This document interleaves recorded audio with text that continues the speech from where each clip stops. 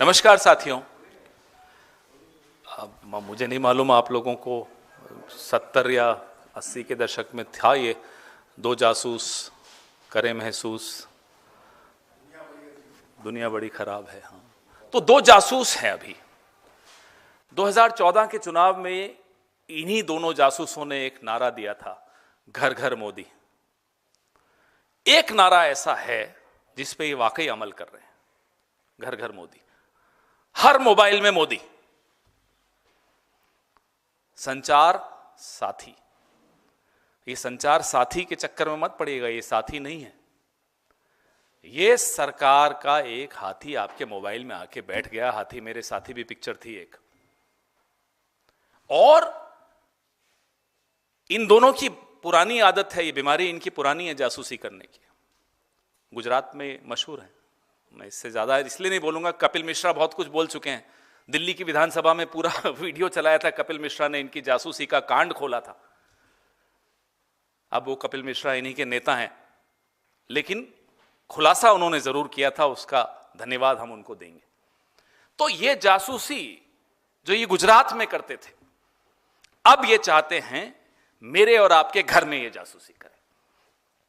ये चाहते हैं हमारे बच्चे, परिवार, अब बच्चे होते हैं, सेल्फीज लेते हैं, फोटोएं खींचते हैं, एक दूसरे को भेजते हैं। ये सब चीजें copy to Narendra Modi, CC to Narendra Modi, CC to Amit Shah. क्यों भाई? ये हर बेडरूम में घुसने की बीमारी क्यों है आपको? क्यों घुसना चाहते हैं आप हमारे मोबाइल्स में?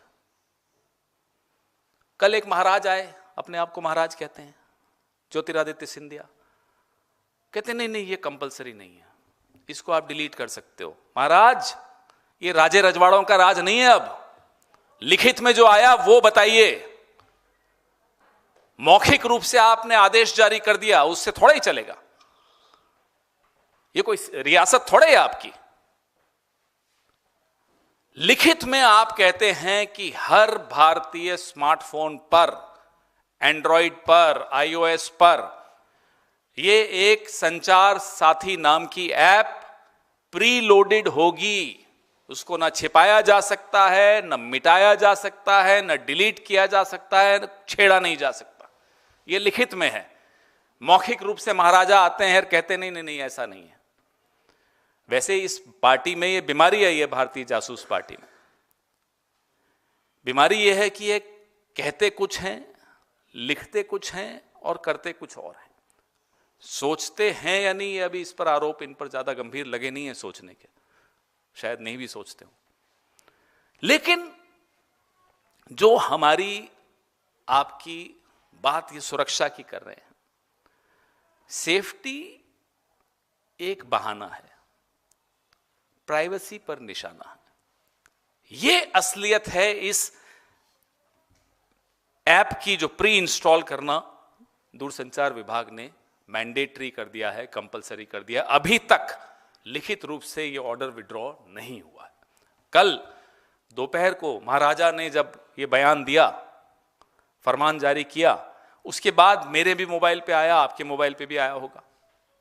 लिंक पे करिए और संचार साथी बनाइए। तो आपने क्या खाना ऑर्डर किया, आपने बैंक में कब क्या पैसे विड्रॉ किए, किसको पैसे दिए, किससे लिए, सब कुछ, कौन से फोटोज खींचे, सिग्नल पे, टेलीग्राम पे, व्हाट्सएप पे, मेल पे क्या मैसेजेस आपने भेजे, सब चीज की एक कॉपी दो जासूस अपने पास मंगवाएंगे। क्या करेंगे इस कॉपी का? जरा पूछिए ना इनसे, इनकी रुचि क्या है हमारी निजी जिंदगी में। कल मैं देख रहा था सोशल मीडिया पे, अरे गूगल को तो दे देते हैं आप सारी जानकारी। अरे तो गूगल मेरी सरकार है क्या? गूगल क्या मुझे अरेस्ट कर सकता है? गूगल क्या उस जानकारी का दुरुपयोग करके मुझे ब्लैकमेल कर सकता है? क्या गूगल जो भीमा कोरेगांव में हुआ, ऐसी ही किसी ऐप के जरिए लैपटॉप में कुछ एविडेंस घुसा दिया इन लोगों ने और उनको जेल में डाल दिया, क्या गूगल ये कर सकता है? गूगल के खिलाफ मेरे पास कानूनी रास्ता है, मेरी अपनी सरकार के खिलाफ मेरे पास क्या है कानूनी रास्ता? जो वीआईपीज हैं, महत्वपूर्ण लोग हैं, पॉलिटिकल लोग हैं, पत्रकार हैं, जजेस हैं, बिजनेसमैन हैं, अपनी ही पार्टी के भीतर के जो इनके प्रतिद्वंदी हैं, उन सब के लिए पेगासस, आम आदमी के लिए संचार साथी। मकसद एक ही है। जो पेगासस का मतलब था, पेगासस गैर कानूनी रूप से पिछले दरवाजे से आपकी जिंदगी में घुस रहा था, संचार साथी सामने के दरवाजे से कानूनी जामा ओढ़कर आपकी मोबाइल्स में घुस रहा है, आपके बेडरूम में घुस रहा है, आपके किचन में घुस रहा है, आपके घरों में घुस रहा है, आपकी जिंदगी में घुस रहा है। इलेक्टोरल बॉन्ड की जानकारी निजता का हनन है साहब, वो नहीं मिलेगी आपको। पीएम केयर फंड में कितना पैसा किस कंपनी से आया, यह जानकारी आपको नहीं दी जाएगी, निजता का हनन है। प्रधानमंत्री की डिग्री, आज तक कोर्ट में केस लड़ा जा रहा है, निजता का हनन है। डिग्री तक नहीं सार्वजनिक की जाती जिस देश में, वैसे बड़ा अजीब हो गया ये देश, जो पढ़ा लिखा है वो तो पप्पू, और जिसकी डिग्री तक पे सवालिया निशान है वो विश्वगुरु। तो विश्वगुरु की डिग्री मांग लेना निजता का हनन है, लेकिन हमारे आपके मोबाइल में घुसकर हमारी जिंदगी की तमाम जानकारी ले जाना उनका हक है। बताइए ये किस तरह की डेमोक्रेसी है? इसीलिए इस प्रेस वार्ता को मैंने नाम यही दिया कि ऐसी तैसी प्रिवेसी। ये क्या है? ये डेमोक्रेसी कहां है? ये डेमोक्रेसी। हम सरकार से सवाल नहीं पूछ सकते। हम सरकार से राइट टू इंफॉर्मेशन में उन्होंने सेक्शन 8 में जो तब्दीलियां कर दी, राइट टू इंफॉर्मेशन तबाह कर दिया इन्होंने। और इस सरकार जिसके पास हमारा आपके जितनी इंफॉर्मेशन, जितना डेटा, जितने आंकड़े हैं वो सुरक्षित नहीं है, इसका सबूत ये सरकार कई बार दे चुकी है। करोड़ों लोगों का आधार डेटा लीक हुआ, करोड़ों लोगों का नमो ऐप का डेटा लीक हुआ, ये सब सबूतों के साथ बोल रहे हैं। करोड़ों लोगों का डेटा बेचा गया और 100 करोड़ इस सरकार ने कमाए। उस सरकार को चाहिए, वो चाहती है कि हमारे आपके मोबाइल में घुस जाए और जानकारी इकट्ठी करे और फिर इस जानकारी का दुरुपयोग करे, इस जानकारी को बेचे। अरे जो सरकार इजराइल के साथ मिलकर अपने ही देश के, अपनी ही पार्टी के प्रतिद्वंदियों के मोबाइल में पेगासस डाल सकती है, उस सरकार को क्या आप संचार साथी मानेंगे? क्या उसको साथी मान सकते हैं ऐसी सरकार को? Can you treat a government like this as your friend? A government which collaborates with Israel and brings Pegasus in our mobiles. What Pegasus was to the VIPs of this country, Sanchar Sathi is to the common man of this country. The objective is the same. The objective is to get into your mobiles, to get into your bedrooms, to get into your lives, to ensure that your teenage daughters, sons, their mobiles, their selfies, their photographs, their information, everything becomes public, everything goes to the Prime Minister and the Home Minister. And the two of them have a recorded history of spying on ordinary citizens. कोई पहली बार नहीं कर रहे हैं, ये कई बार कर चुके हैं। 240 सीटों में यह हाल है। सोचिए 400 होती तो क्या करते हैं? समझिए आप इनके मकसद समझिए। और इनका जो रिकॉर्ड है, मैं 2-3 चीजें तो बता ही चुका हूं आपको, लेकिन मैं सिलसिलेवार आपको इनका रिकॉर्ड बताना चाहता हूं। 2017 में सुप्रीम कोर्ट में निजता को मौलिक अधिकार मानने के विरोध में भाजपा की सरकार खड़ी हुई थी, याद कीजिए। इन्हें लगता है हम सब भूल जाएंगे। 2018 में 10 एजेंसियों को बिना न्यायिक निगरानी के कंप्यूटर से जानकारी इंटरसेप्ट करने का अधिकार दे दिया। 10 agencies without any judicial oversight. DNA profiling bill यही सरकार प्रमोट कर रही थी, पुश कर रही थी।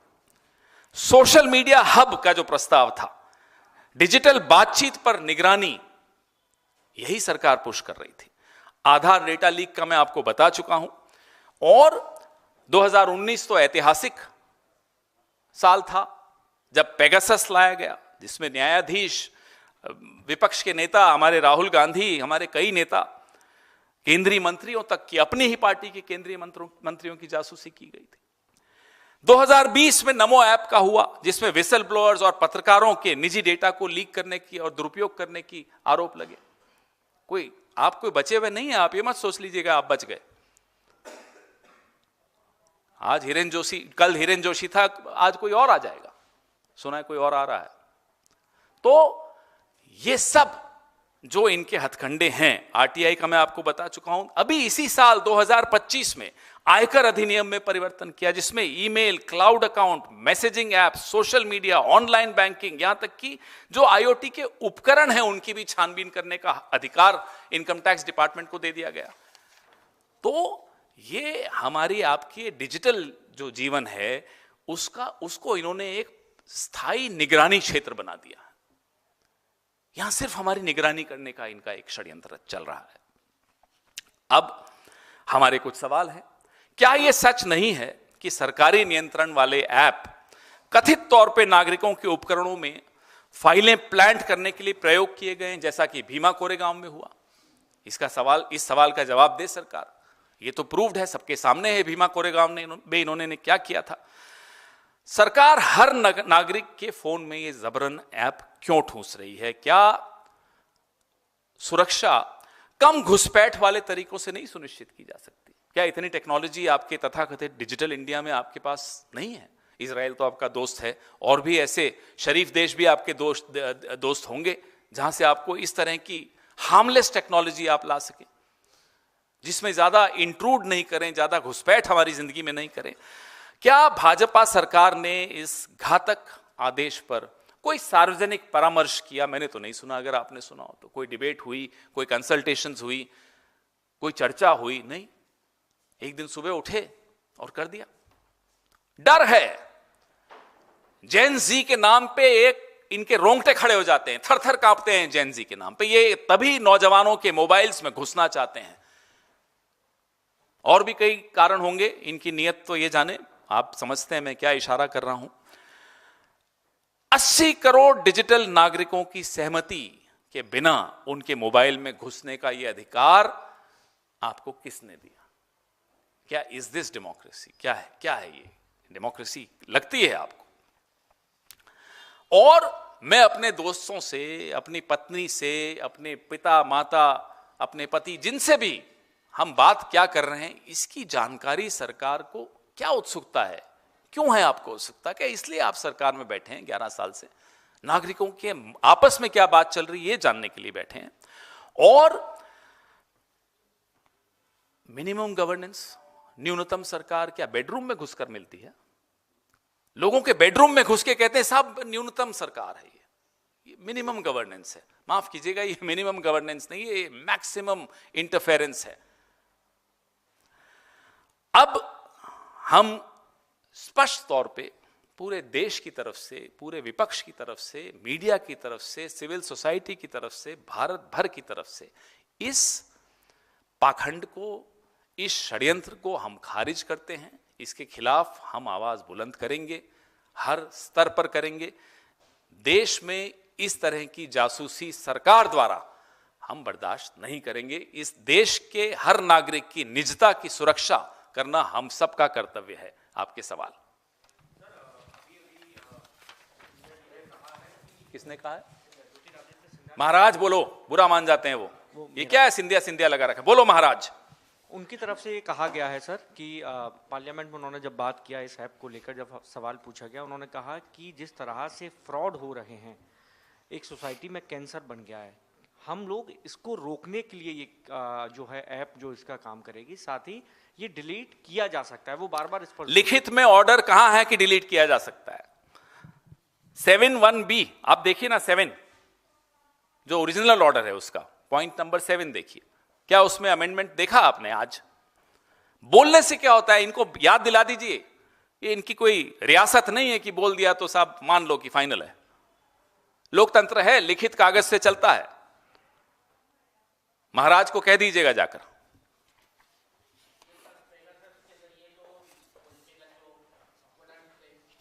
जी,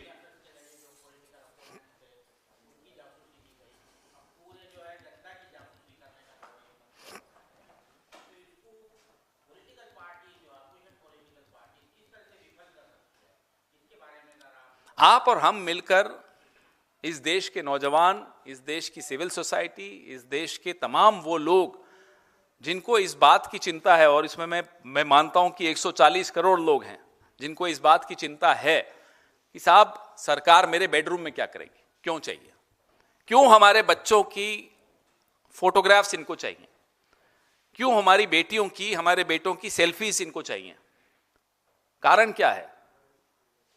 गुजरात में जो जासूसी करते थे उससे मन नहीं भरा आपका?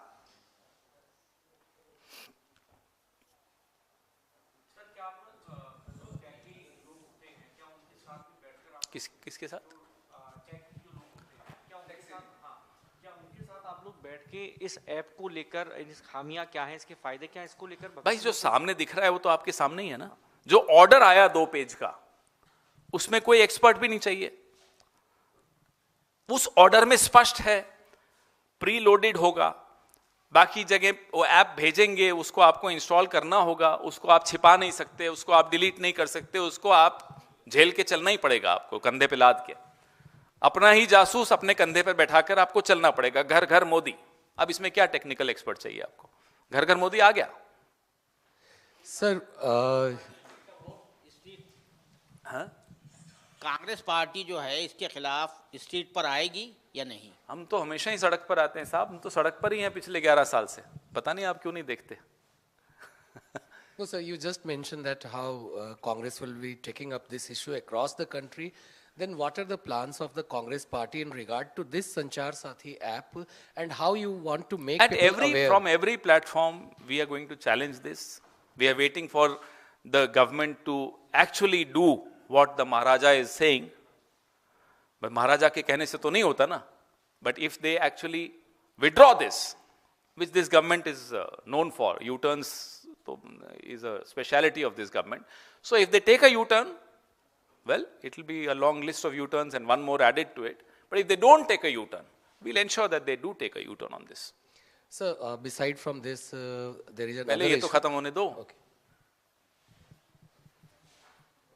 और सवाल इस पे हैं? हाँ, इसके बाद विषय अलग है। अरे पहले इस पे पूछ तो लो, कोई हो तो। ये है ना विषय अलग है। अच्छा अलग है, फिर पूछिए सर। माइक लीजिए, माइक लीजिए। हिरेन जोशी बहुत चर्चा में है। कौन? हाँ, हिरेन जोशी। क्यों है चर्चा में? वही तो जानना चाहते हैं आपसे। अब देखिए, सरकार को इसमें खुलासा तो करना पड़ेगा। हिरेन जोशी कोई छोटा नाम नहीं है। प्रधानमंत्री कार्यालय में सबसे मजबूत, सबसे ताकतवर व्यक्ति, जिसने इस देश के लोकतंत्र की हत्या में बहुत महत्वपूर्ण काम किया, आप लोगों को का गला घोंटने का बहुत काम किया है, और अब चर्चा में भी हैं। उनके साथी एक हैं जो लॉ कमीशन में अभी 7 महीने पहले ही आए थे, उनको आनन फानन में बाहर कर दिया लॉ कमीशन से। सुना सरकारी घर भी खाली करा दिए। क्या हो रहा है, देश को जानने का हक है। उनकी बिजनेस पार्टनर्स कौन कौन है, ये भी देश को जानने का हक है। क्या बिजनेस कर रहे थे हिरेन जोशी प्रधानमंत्री कार्यालय में बैठकर, ये भी देश में को जानने का हक है। कौन सी बेटिंग ऐप थी, क्या था, किसमें वो हिस्सेदारी है उनकी, चर्चाएं चल रही हैं सोशल मीडिया पर। और अगर सरकार जल्दी बाहर आकर कुछ नहीं बोलेगी, खुलासा नहीं करेगी, स्पष्टीकरण नहीं देगी, तो जाहिर सी बात है ये चर्चाएं चलेंगी मोबाइल्स पर। भले आप कितनी ऐप्स ले आइए, जो लोगों को जानकारियां मिल रही हैं प्रधानमंत्री कार्यालय से ही मिल रही हैं, तो वो जानकारियां सबके पास जा ही रही हैं। बहुत सारी सुना है बिजनेस इंटरेस्ट हो गए इनके, विदेशों में इनके क्या लिंक्स हैं, जब विदेश यात्रा की वहां किन किन से मिले, क्या राष्ट्र के हितों का कोई समझौता किया हिरेन जोशी ने अपने साथियों से मिलकर अमेरिका में या जहां भी गए हों। ये सारी खुलासे अब आएंगे। ये देश जो है ना, लोकतंत्र को आप इतनी आसानी से मार नहीं सकते। कोशिश बहुत कर ली आपने। अब प्रधानमंत्री के कार्यालय पे बहुत बड़ा सवालिया निशान खड़ा हो गया। एक महत्वपूर्ण व्यक्ति, उसके रिश्ते, व्यावसायिक रिश्ते, उसके निजी रिश्ते, क्योंकि निजी कुछ नहीं होता प्रधानमंत्री के कार्यालय में, क्या निजी है, सार्वजनिक ऑफिस है वो। क्या संबंध किससे हैं, उन संबंधों का क्या नुकसान इस देश को हुआ, ये पारदर्शिता से देश को जानने का हक है और सरकार का कर्तव्य है कि पारदर्शिता से हिरेन जोशी का पूरा प्रकरण देश के सामने रखें, नहीं तो हम तो रखेंगे ही। पवन सर, एक सवाल है। रक्षा मंत्री कल गुजरात के दौरे पे थे, राजनाथ सिंह जी।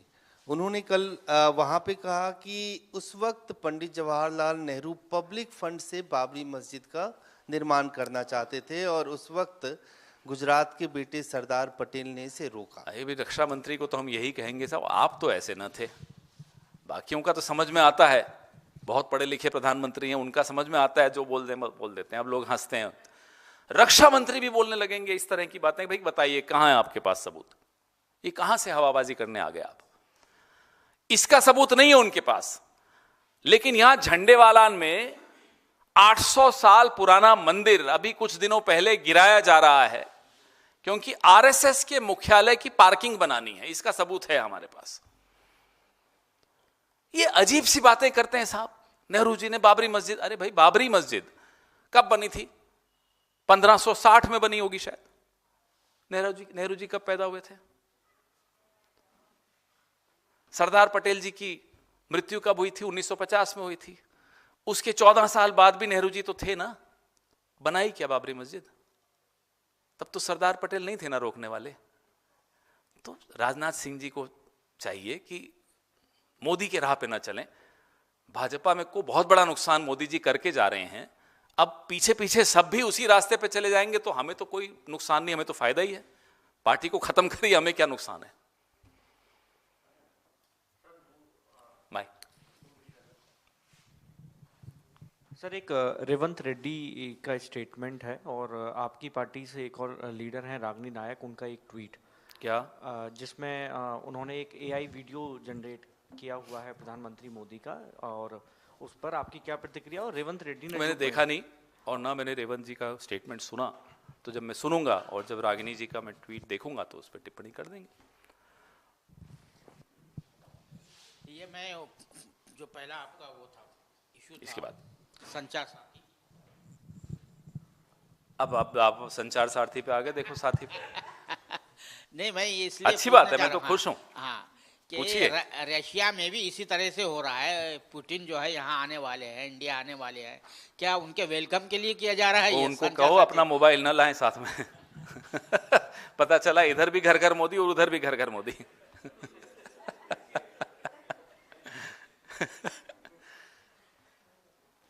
हाँ जी, आप आनंद भूल गए, सवाल ही भूल गए, बताइए।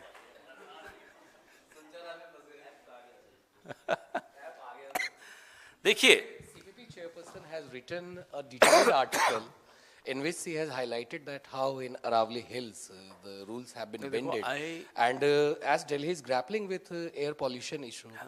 it's a very serious concern. I come from the state where Aravali's actually originate from, Rajasthan, and they come right up to NCR. But when you drive down from my city to Delhi, there comes a point where you just see that the mountains are no longer there. They've been obliterated, they've been removed. And it's a shocker, because from my childhood I have driven thousands of times on this road, and suddenly there is a blank. So what has happened to the Aravali's, and despite the Supreme Court orders, what has happened to the Aravali's, we are paying the price for that. And it's not just Aravali's. Aravali's is a major reason, but across the country what we are doing to our environment, whether it's the Andaman Nicobar Islands, you should see the reports on Andaman Nicobar Islands. They are cutting millions of trees. And we are paying a heavy price for that. Pollution is something which affects each one of us, our children, our elders, everyone. Today I was reading a report of how our lungs are so heavily compromised because of this pollution. You may not be a smoker, I know you are, but even if you're not a smoker, our lungs are compromised. The man sitting next to you who is laughing, he's not a smoker, but he's paying a price. So that's the price we are all paying.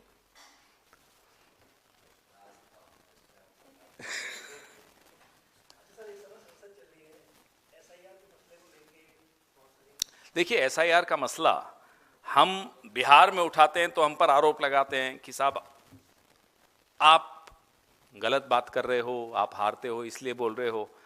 वही काम BJP Bengal में कर रही है। वही आरोप, वही सवाल बीजेपी बंगाल में उठा रही। तो ऐसा कैसा है एसआईआर कि बिहार में तो एकदम ठीक हुआ और बंगाल में खराब हो रहा है? इसका जवाब आजकल ज्ञानेश घूम रहे हैं, सुना विदेशों में। ज्ञानेश से दिलवाइए या मोदी जी से दिलवाइए कि साहब बिहार में ठीक है एसआईआर, बंगाल में खराब क्यों है, जरा जवाब दीजिए। बीएलओज जिस प्रेशर में काम कर रहे हैं, प्रेशर सिर्फ ये नहीं कि डेडलाइंस मीट करनी है, प्रेशर कुछ गलत करने का भी है। उस दबाव में आत्महत्याएं हो रही हैं, उस दबाव में जो हो रहा है वो आपके सामने और बहुत दुखदाई है। एसआईआर पे हमारे सवाल हम निरंतर उठा रहे हैं, संसद में भी उठाएंगे, इस पे चर्चा होगी।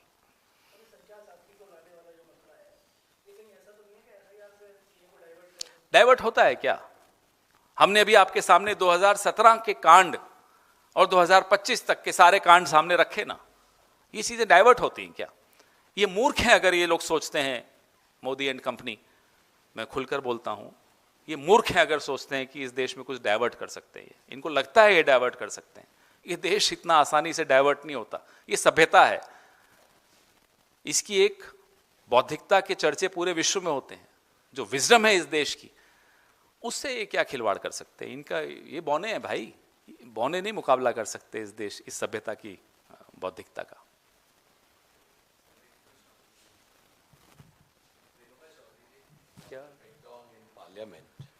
उसमें तो चर्चा हो गई, उन्होंने आज जवाब बड़ा अच्छा दिया, उसमें बड़ा अच्छा जवाब दिया। मुझे लगता है उसके बाद कोई जवाब देने लायक बचता ही नहीं है। मेरे को तो खांसी भी हो रही नहीं तो मैं भी जवाब दे देता। मैं खांसता हूं तो भी ऐसे लगेगा आपको कि मैं भी वही कर रहा हूं। Thank you.